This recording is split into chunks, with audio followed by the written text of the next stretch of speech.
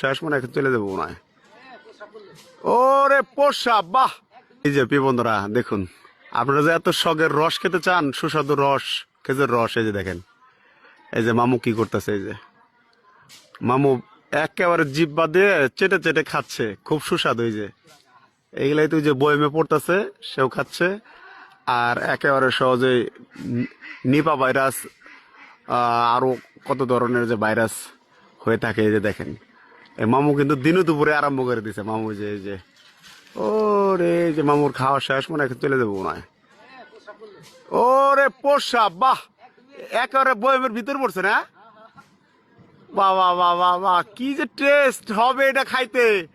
মামু তুই কি দেখাইলে এটা মামু? ঠিক আছে, ধন্যবাদ।